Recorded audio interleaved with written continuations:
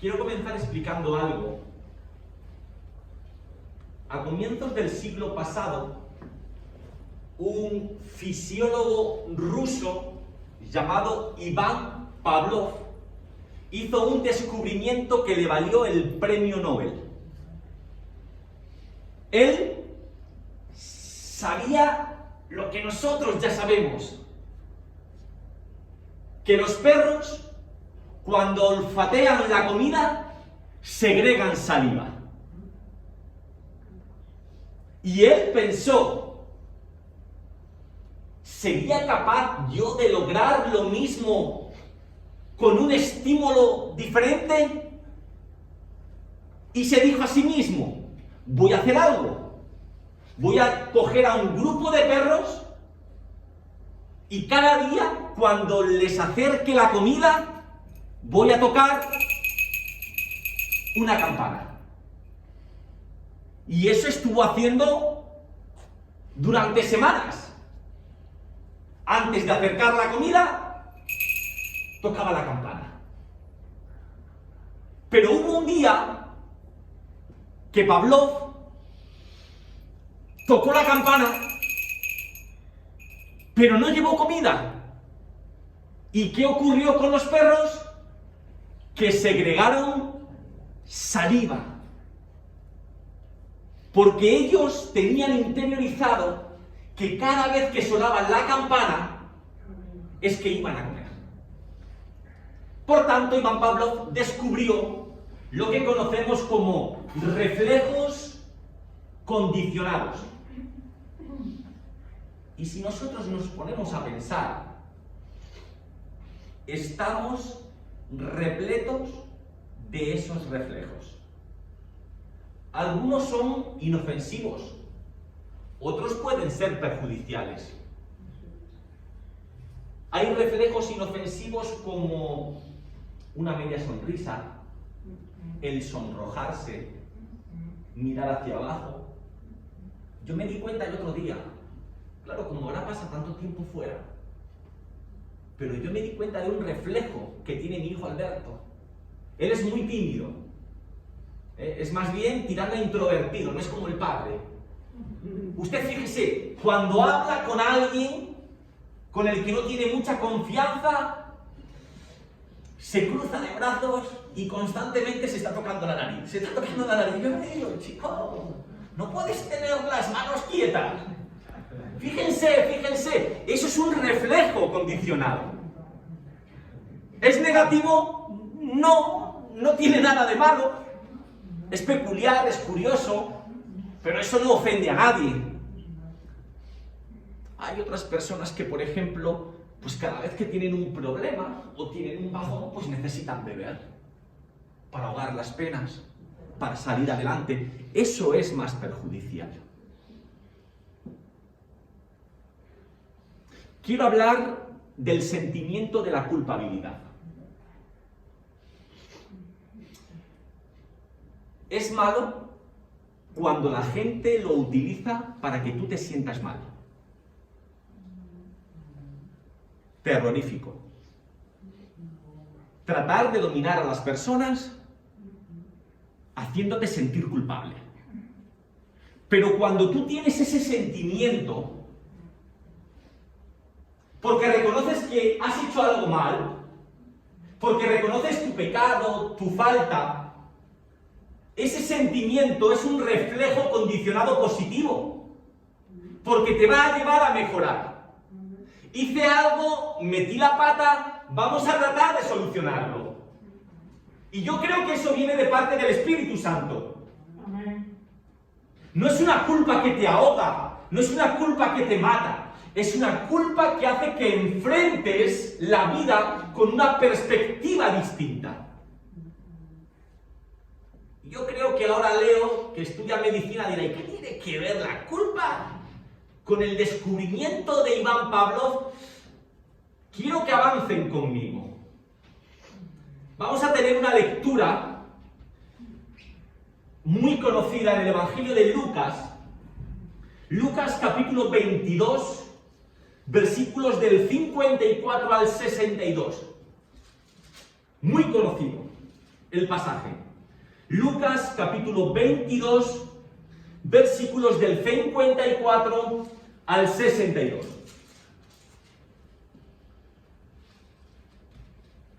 ¿Lo tenemos? ¿Araceli? Sí. ¿Juan?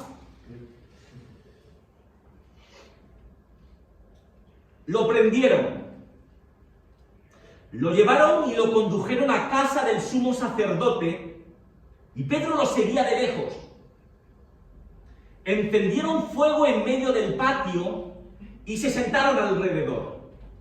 También Pedro se sentó entre ellos, pero una criada, al verlo sentado al fuego, se fijó en él y dijo: también este estaba con él. Pero él lo negó diciendo: mujer, si yo no lo conozco. Un poco después, viéndolo otro, dijo: tú también eres de ellos. Y Pedro dijo: hombre, que no lo soy. Como una hora después, otro afirmó diciendo: verdaderamente, también este estaba con él, porque es Galileo. Y Pedro dijo: hombre, que no sé lo que dices. Y enseguida, mientras él todavía hablaba, el gallo cantó. Entonces, vuelto el Señor, miró a Pedro. ¿Cómo tuvo que ser esa mirada, hermanos? Y Pedro se acordó de la palabra del Señor que le había dicho: antes que el gallo cante, me negarás 3 veces. Y Pedro, saliendo fuera, lloró amargamente.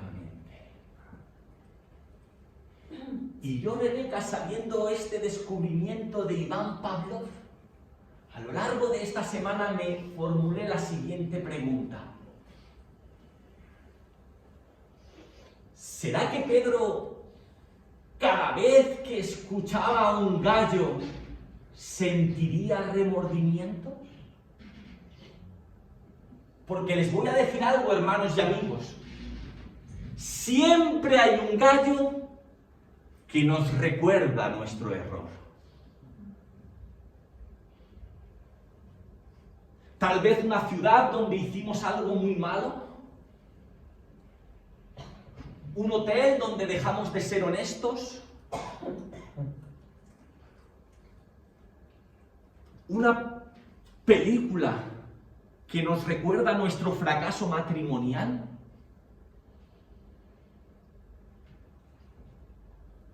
¿Ustedes saben?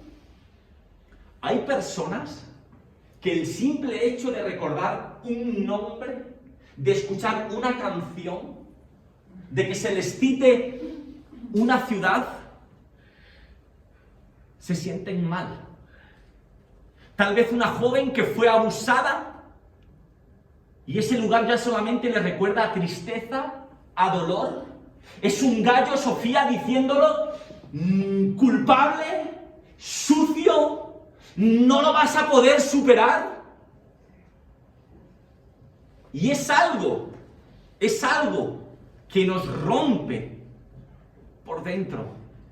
El apóstol Pablo, del cual estamos aprendiendo tanto en nuestro viaje por Hechos de los Apóstoles, es un hombre que habló con mucha elocuencia acerca de la gracia del Señor. Él podía decir: de los pecadores, yo soy el primero, el más pecador de todos. ¿Por qué? Porque él se sentía sanado y salvado por el Señor. Él, que había obligado a blasfemar a los cristianos, que había encarcelado a muchos de ellos, que había consentido en su muerte, ahora es capaz de reconocer que es un grandísimo pecador, pero que Dios lo ha salvado. Y no deja de predicar acerca de la gracia. Ahora yo les digo con cariño, imagínense que mis hijos no conocen del Señor.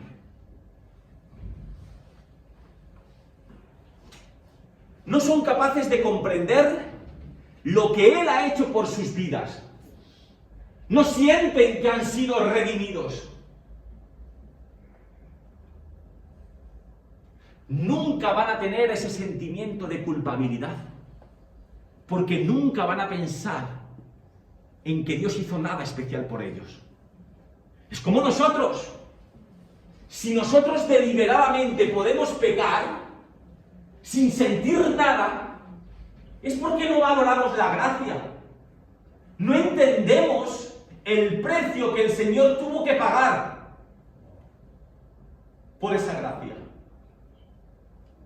Es como un niño que se acostumbra a vivir con la última PlayStation, con un televisor de plasma, con una habitación enorme solamente para él, y piensa que eso a sus padres no les costó nada. Pero ahora se hacen mayores y se casan, y ahora son ellos los que tienen que trabajar arduamente para llevar un sueldo a casa. Ahora sí se dan cuenta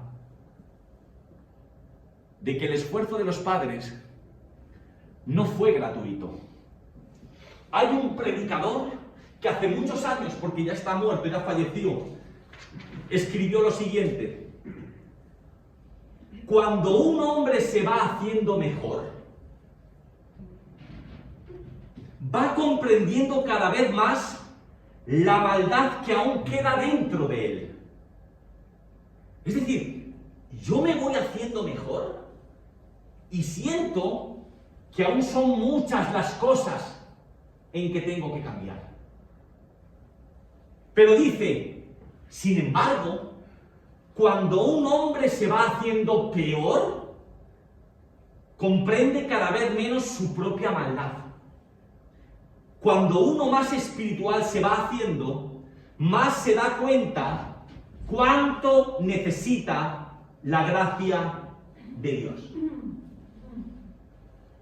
Es decir, por utilizar ese vocablo, cuantos más carnales somos, menos sentimos que necesitamos a Dios.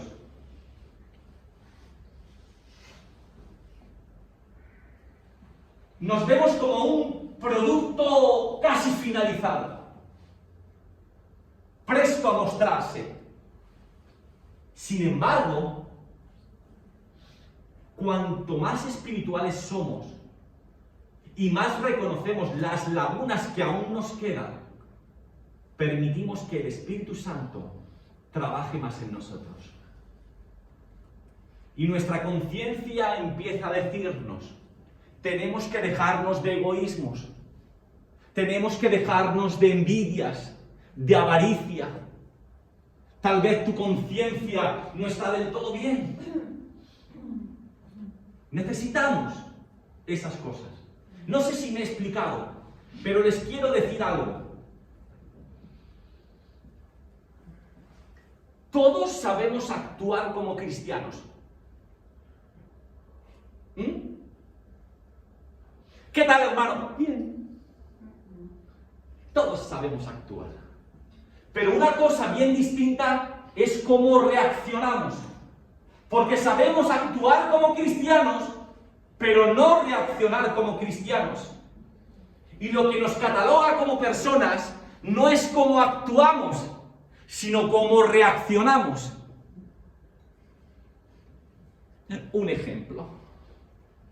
Imagínese que hoy viene Sofía y se sienta en el sitio de Araceli. Y ahora llega Araceli y dice ¡plata! Y ahora Sofía llega y dice: hermana, ven aquí también, aquí también. que me combine, o sea, que se pongan los dos así coloraditos. ¿Reaccionamos así? ¿O sale de nosotros un...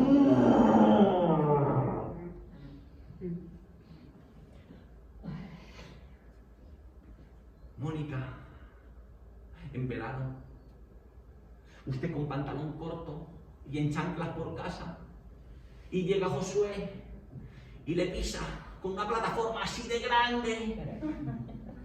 ¿Ustedes creen que Mónica le dice, písame el otro pie, hijo, písame el otro también?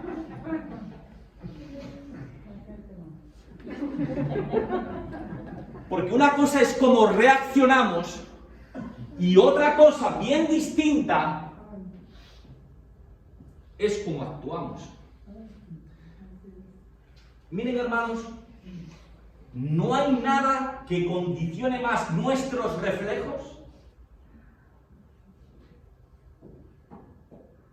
nuestras reacciones, que la oración. Pero es que oramos poco. El Señor decía, miren,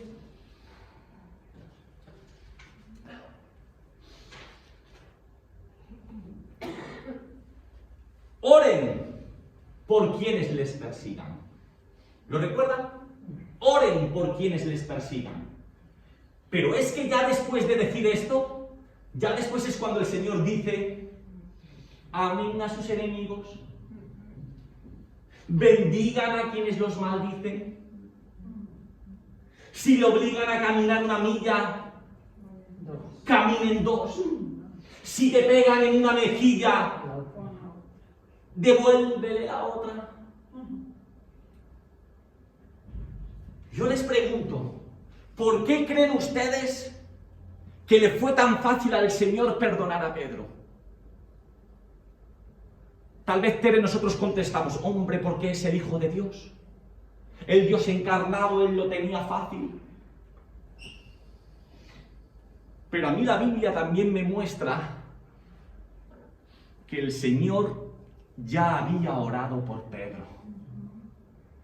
¿Qué es lo que dice la Biblia?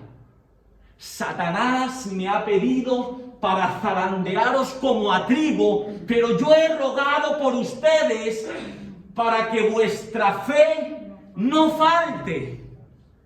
Yo creo que le fue más fácil perdonarle, no solamente porque fuera el Dios encarnado, sino porque previamente ya había orado por Pedro.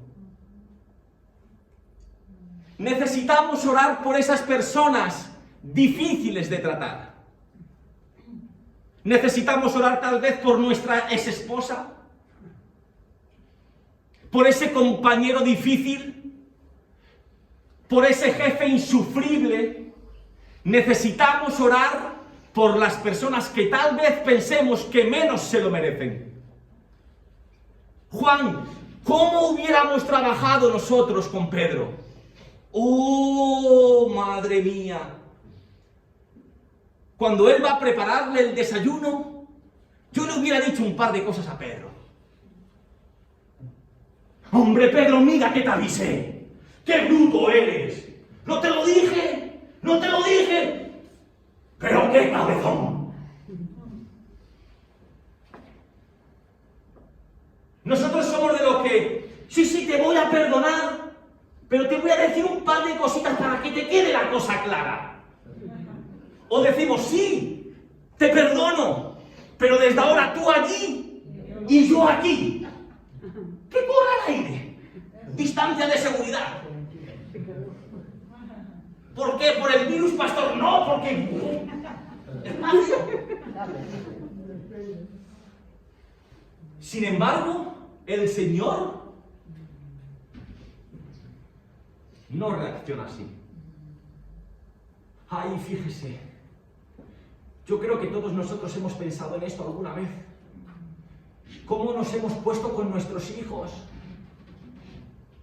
Tal vez porque rompió un plato, tal vez por un sueño, tal vez por un suelo que fácilmente se va a volver a limpiar. Pero nosotros tuvimos una reacción desproporcionada. Y cuando lo vemos tranquilito en la cama, hecho un ovillo, nos decimos, ¿pero qué es lo que me está pasando? ¿Cómo se me pudo ir tanto la cabeza? Tampoco era para tanto. Tampoco era para tanto.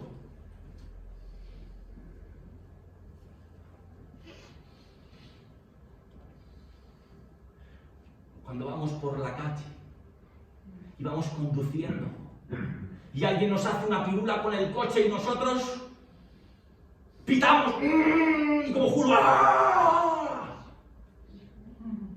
Y detrás el prececito, Dios te ama.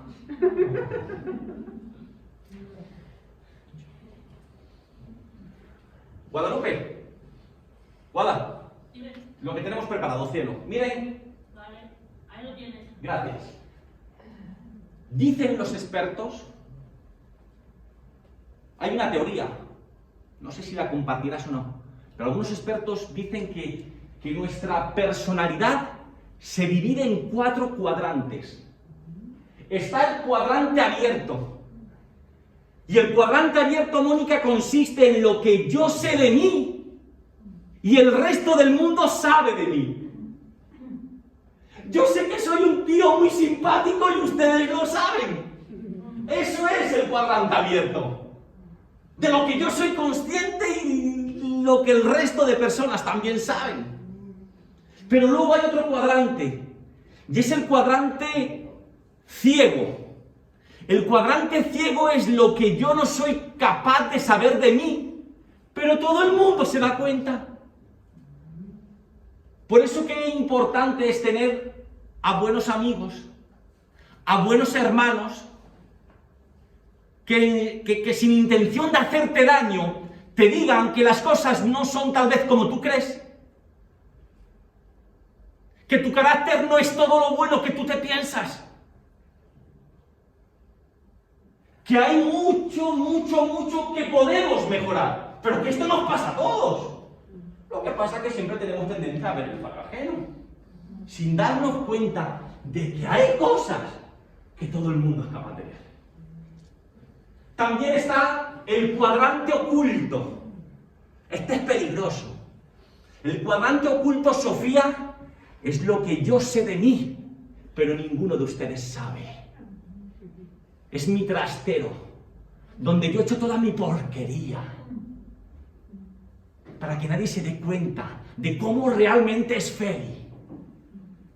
Y vengo a la iglesia y aparento lo que no soy. Y pasan los años y seguimos teniendo nuestro cuadrante oculto porque no queremos trabajar en ello. Y luego está el cuadrante desconocido, que es lo que ni nosotros sabemos de nosotros mismos y el resto de la gente tampoco es capaz de ver. Pero yo creo que el Espíritu Santo trabaja mucho ahí. Creo que el Espíritu Santo es capaz de decirnos, hay muchas cosas buenas que tú tienes y aún no sabes, y puedes desarrollarlas, y puedes potenciarlas, y puedes trabajar en ellas, pero nosotros nos centramos toda nuestra vida en el cuadrante oculto. En esas cosas que sabemos. Ay, si tuviéramos una cámara oculta 24 horas al día filmándonos. O una grabadora. Y nos centramos en ese cuadrante oculto. Y venimos a la iglesia. Y en lugar de mostrarnos tal y como somos, actuamos. Pretendemos dar una imagen de falsa espiritualidad. No albergamos dudas, no tenemos luchas, no hay problemas. Somos el cristiano perfecto. Qué importante es tener a alguien con quien abrirte y al que le puedas decir, oye, mira, estoy en crisis. Tengo ciertas dudas, o mi carácter no es todo lo bueno que muestro, o tal vez mi mirada no es totalmente pura, O mi boca lo mismo bendice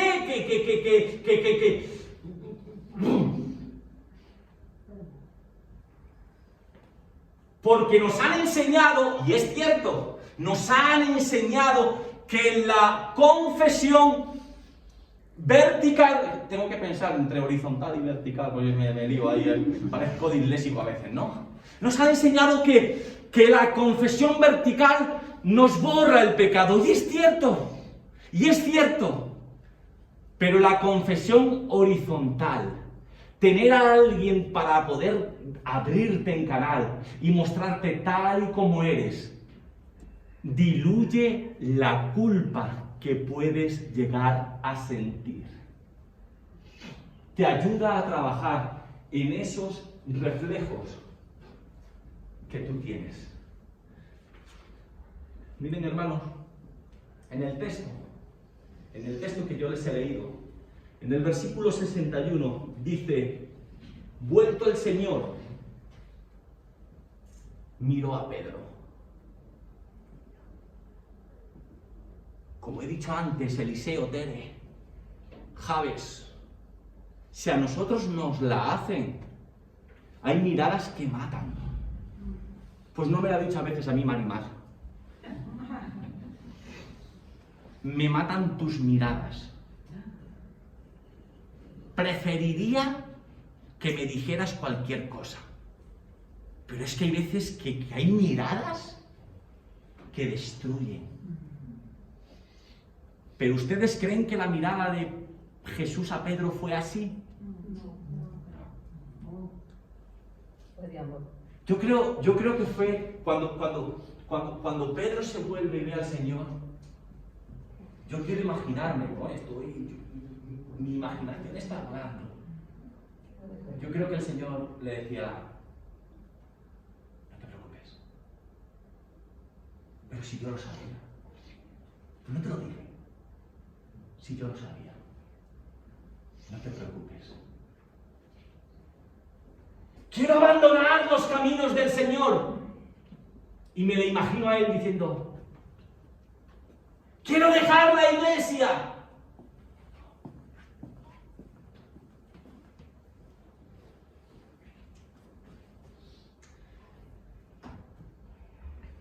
¿Saben? Por si les puede sanar, el Señor borró todas las evidencias que había en contra del apóstol Pedro. Ahora fácilmente podemos criticarle, pero hace unas horas él fue el único que tuvo la valentía de sacar una espada y tratar de defender al Señor. Todos sabemos qué es lo que hizo. Cortó la oreja a quién. A Malco, ¿no? Tiene el nombre, ¿no? Al menos. Le cortó la oreja.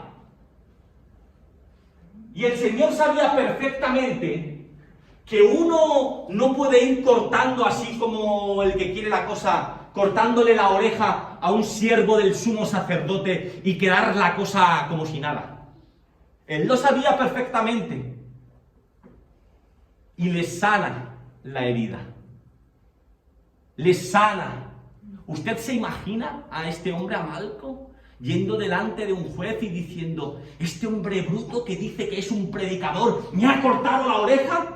Y el juez así como mirando dice: ¿pero qué oreja? La derecha, ¿no lo ve? Yo lo veo perfecto. Borró todas las evidencias.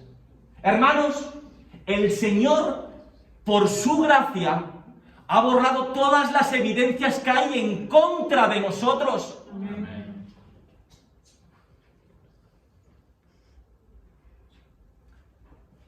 Quiero terminar con esto. Después de haber resucitado, el Señor se aparece a una serie de apóstoles, de discípulos, y prepara un desayuno. Y así, en un apartado, coge a Pedro y le hace una pregunta. Pedro, ¿me amas? Y Pedro le dice, tú sabes que te quiero. El Señor le contesta, apacienta mis ovejas. Por segunda vez, Juani, la misma pregunta. Pedro, ¿me amas? Me acaba de preguntar. ¿Tú sabes que te quiero? Apacienta mis corderos. Y pocos instantes después le vuelve a formular la misma pregunta. Pedro, ¿me quieres? Y Pedro yo creo que se tiene que quedar así, diciendo, tiene que haber trampa. ¿Dónde está la cámara oculta? ¿Quién está grabando? Señor, tú sabes que te quiero. Apacienta mis corderos. Pero ¿sabe una cosa, Sofía? Me dio por releer de nuevo el capítulo 4 de Juan. Y leía la historia que yo la conocía y la conocía y la conocía. Y hay algo que, escúchenme, ¿pudo ser así o no pudo ser así? Esto no es doctrina, esto es una teoría que yo presento. Pero dice, capítulo 4, es el versículo 4 del capítulo 21.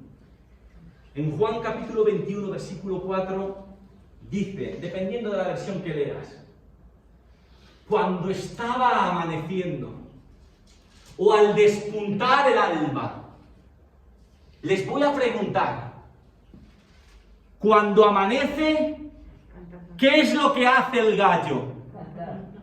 Qué curioso que no lo sé. No me cojan la palabra, pero qué curioso que justamente es a la hora en que el gallo canta, cuando el Señor le pregunta por 3 veces, las mismas veces que lo negó, si me amas. Y no para reprochárselo, sino para comisionarlo. No le recuerda las veces que lo ha negado. A cada respuesta, la misma comisión. Ocúpate de mis personas. Ocúpate de mis ovejas. Yo pienso o creo que tal vez el Señor quería cambiar ese reflejo condicionado del apóstol Pedro, que cada vez que escuchara cantar el gallo, no pensara en las veces que lo negó, sino que pensara en las veces que el Señor lo comisionó. No te quedes con lo feo, quédate con lo bueno, que a pesar de saber cómo eres, yo no te lo he reprochado y sigo contando contigo. Y creo que es lo que el Señor hace con cada uno de nosotros. Hay cosas que nunca nos atreveríamos a confesarles a otros, porque nos dejaría en mal lugar. Pasado que queremos desterrar, que nos gustaría borrar de nuestra biografía, pero el Señor dice, no quiero que ese reflejo condicionado te siga haciendo daño, porque yo soy capaz de ver más allá. Cristianos que no son capaces de salir de un agujero, porque muchas veces no hay mayor enemigo que nosotros mismos. A veces la acusación más fuerte no es la del prójimo, es la que nosotros mismos nos infundamos. Y no nos perdonamos. Y no somos capaces de ver más allá. Y no somos capaces de ver de que Dios tiene una perspectiva diferente de lo que nosotros somos capaces de ver. Y que al igual que esos perros, sin olfatear la comida, simplemente con el ruido de la campana, ya piensan que van a comer. Muchas veces, muchos años después de que sucediera algo que nos hace sentir mal, todavía nuestra mente sigue trabajando en nuestra contra. Se lo he dicho muchas veces y se lo voy a recalcar porque es necesario. El Señor vino a salvar. Salvar sobre todo lo que se había perdido. Y cometemos un error. Y es que nosotros siempre pensamos en el futuro. Siempre en el más allá.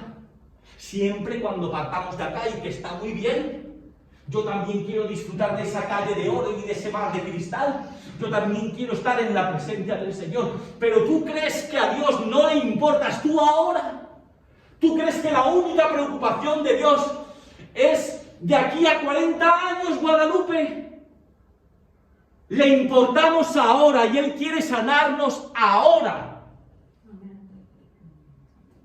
Él no quiere posponer el asunto hasta dentro de 30, 40, 60, 80 años después. Él quiere que tú ya te sientas libre. Y al igual que ese leproso que fue sanado, uno entre 10, y encima samaritano. Un enemigo para el pueblo judío. Han mezclado su sangre con paganos. Adoran en el lugar que no es correcto. Pero solamente un leproso de entre los 10 que fueron sanados fue capaz de recibir esa sanidad, no solamente física, sino espiritual, de darse cuenta de que estaba equivocado. El Señor está más preocupado en ti de lo que tú mismo te puedes imaginar. Y Él quiere sanarte de esos reflejos condicionados que tienes y te martirizan por dentro. Hablábamos ayer, Adrián y yo, mi cuñado y yo, acerca, por ejemplo, del mal concepto que hay en la sociedad acerca del fracaso. ¿Qué daño hacemos con eso? Vas a fracasar. No obtuviste la nota que esperabas, fracasado. No diste. ¿Por qué no entendemos que ya es un éxito el levantarse cada mañana, Guadalupe? Y que el simple hecho de vivir ya es un éxito. Porque hay cargas que son insoportables. Pero no solamente tienes que soportar una carga insoportable, sino que se te demanda y se te exige que aparente lo que en ese momento no puedes experimentar, porque estás roto por dentro. Pero no, tenemos que mostrarnos como si fuéramos caminando por el cielo, cuando el Señor no pide eso. El Señor pide que tengas confianza para depositar cada una de tus dudas, de tus luchas y de tus pruebas en sus manos. Y Él promete que te va a acompañar cada día de tu vida. Y que el pastor Félix te podrá fallar y te dejará en el camino. Si al pastor Félix le ofrecen 4.000 euros de Estados Unidos, aquí te quedas. Me voy con los 4.000 euros. Y si es en la República, más todavía. Allí en Playa Bávaro, tomando piña colada. Todo el día con el Rocky de Leopardo. ¿Usted se imagina todo el día piña colada? Bueno, pero sin alcohol, bueno, vamos. Piña colada sin alcohol, el Rocky aquí. 4.000 euros al final de mes. Ah, Feli me falló. Feli decía una cosa, pero era otra. Feli sí, pero el Señor no. El Señor no se avergüenza de ti.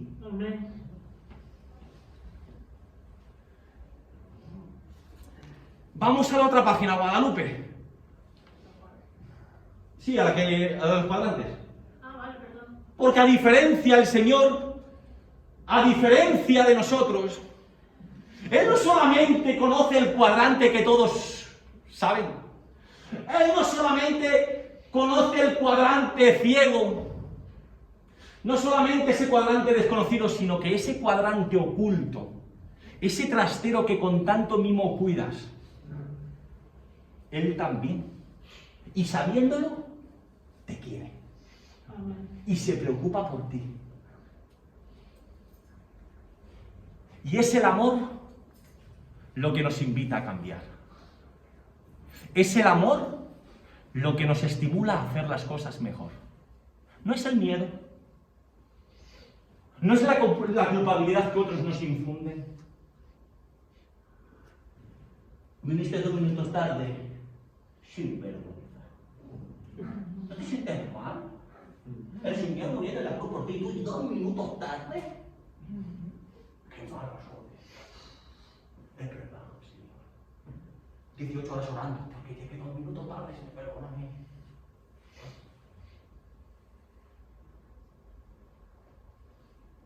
Esa culpabilidad no funciona. Eso de Alberto, madre, lo que me estoy esforzando por ti, quiero ver resultados, sin presión pero resultados, no te estreses pero resultados. Y el niño explota un día, porque no puede con tanta presión, porque no quiere vivir la vida que el padre le impone, quiere vivir su propia vida. Y tener derecho a equivocarse, tener derecho a llegar 2 minutos tarde, tener derecho a tener sus propias crisis, a sentirse sucio, desnudo, pero sabiendo que Dios está con él.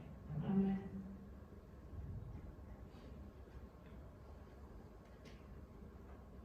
Si es buena la culpabilidad que me invita a mejorar, que me dice, pues oye, a ver si en vez de llegar a 2, llego a -2. Pues es verdad, se están esforzando por mí, yo voy a dar lo máximo. Y si lo máximo son 5,5, celebramos el 5,5. ¿Vale? Y como comunidad nos abrazamos, a pesar de nuestros defectos, a pesar de nuestros cuartos oscuros, nos amamos y nos respetamos. Sabiendo que tal vez yo no soy como tú quisieras que soy, pero entendiendo que como persona todos cometemos errores, pero que el Señor nos soporta, nos aguanta y sobrelleva nuestras cargas. ¿No te gustaría vivir más tranquilo en lo que vives ahora? ¿No te gustaría refugiarte en ese Dios? Ese Dios merece la pena. Ese Dios no es un Dios light, es evangelio. Es ese Dios que no ve con buenos ojos el adulterio, pero que a la mujer le da una nueva oportunidad. Es ese Dios que no ve con buenos ojos la injusticia social, el robo, pero es capaz de dar una nueva oportunidad a ese recaudador de impuestos y ponerle entre los discípulos y encima darle la oportunidad de que escriba un evangelio. Porque, madre mía, pero ustedes se han puesto a pensar alguna vez en quiénes son los autores del evangelio, de los evangelios, de las biografías de Jesús. Pero se han dado cuenta de qué personajes. Mateo era un ladrón. Sus riquezas eran a costa de otros. Marcos era un desertor. Lucas un gentil, un extraño de la nación. Juan un puber, lo suficientemente niño como para poder estar cerca de la cruz de Cristo porque no suponía ningún problema. Los demás por temor tuvieron que huir, pero él, ¿qué es? Era un niño. Esos pueden escribir la biografía de Jesús.